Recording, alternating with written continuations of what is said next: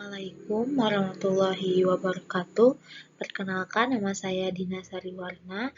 Saya dari kelas MN21C dengan NIM 202100800033.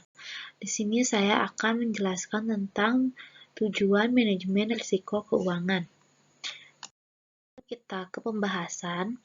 Mari kita cari tahu apa itu yang dimaksud dengan manajemen risiko keuangan.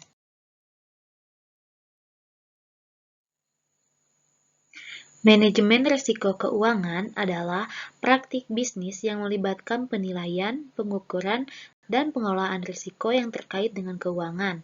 Tidak hanya meminimalkan risiko, manajemen risiko keuangan juga membantu organisasi mempersiapkan diri secara lebih baik untuk menghadapi risiko finansial yang dapat muncul di masa yang akan mendatang. Tujuan dari manajemen risiko keuangan terbagi menjadi 3, yaitu melindungi aset perusahaan, kedua meningkatkan kepercayaan pemegang saham, yang ketiga menghindari masalah hukum. Maksudnya apa sih? Yang pertama, melindungi aset perusahaan, yaitu manajemen risiko keuangan membantu melindungi aset perusahaan seperti investasi, piutang, dan inventaris dari kerugian finansial. Yang kedua, meningkatkan kepercayaan pemegang saham, yaitu menunjukkan bahwa perusahaan telah mengambil tindakan yang tepat untuk mengambil risiko dan memberi kepercayaan pada pemegang saham bahwa masa depan perusahaan dijalankan dengan baik. Yang ketiga, menghindari masalah hukum, yaitu manajemen risiko keuangan membantu perusahaan melindungi diri dari kerugian akibat denda atau tuntutan hukum akibat pelanggaran peraturan keuangan. Berikut ini adalah fungsi manajemen risiko keuangan. Yang pertama, identifikasi risiko, yaitu mengidentifikasi risiko bisnis yang berkontribusi pada risiko finansial. Yang kedua, penilaian risiko, yaitu mengukur potensi dampak dan probabilitas dari risiko tersebut.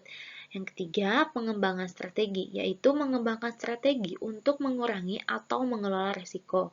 Yang keempat, implementasi strategi, menerapkan strategi tersebut dan memastikan efektivitasnya. Yang terakhir yaitu monitoring dan evaluasi. Yang dimaksud monitoring dan evaluasi yaitu strategi untuk mencegah risiko terjadi kembali. Langkah-langkah manajemen risiko keuangan. Yang pertama yaitu identifikasi risiko. Dengan cara melakukan observasi dan analisis secara terperinci terhadap potensi risiko bisnis dari dalam dan luar perusahaan.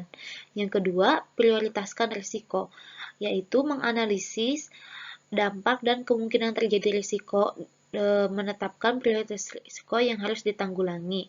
Yang ketiga, identifikasi respon ulang, yaitu merumuskan respon terhadap peluang bisnis dan dampaknya pada keuangan perusahaan. Yang terakhir yaitu penetapan strategi. Artinya penetapan strategi yang tepat dan efektif untuk mengatasi prioritas risiko. Metode-metode identifikasi risiko manajemen keuangan. Yang pertama, menganalisis pasar, yaitu meneliti pasar dapat membantu mengidentifikasi risiko. Yang kedua, perangkat lunak manajemen risiko, yaitu perangkat lunak tersebut khusus untuk meneliti, mengelola, dan mengurangi risiko keuangan. Yang ketiga, yaitu hubungan bisnis, penelitian sebelum memasuki kontrak dengan pihak ketiga.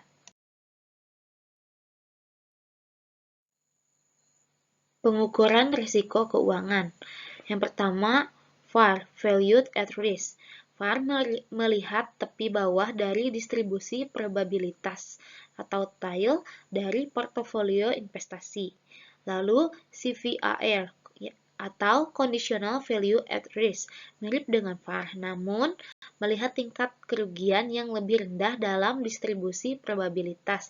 Yang ketiga yaitu rasio keuangan, analisa laporan keuangan dari perusahaan dan memberikan gambaran terhadap kondisinya.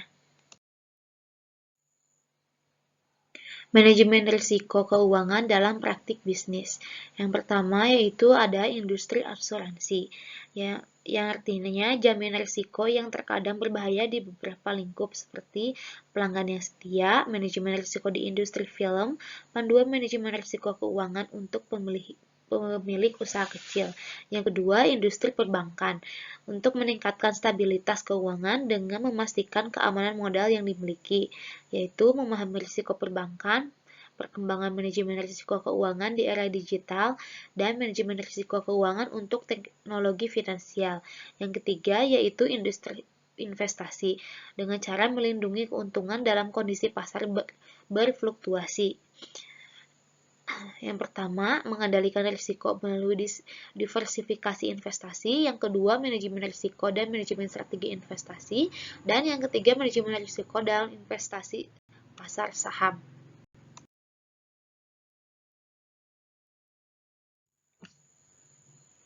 Baik, sekian presentasi yang saya sampaikan. Mohon maaf bila ada kekurangan atau salah penyampaian. Terima kasih atas waktunya. Wassalamualaikum warahmatullahi wabarakatuh.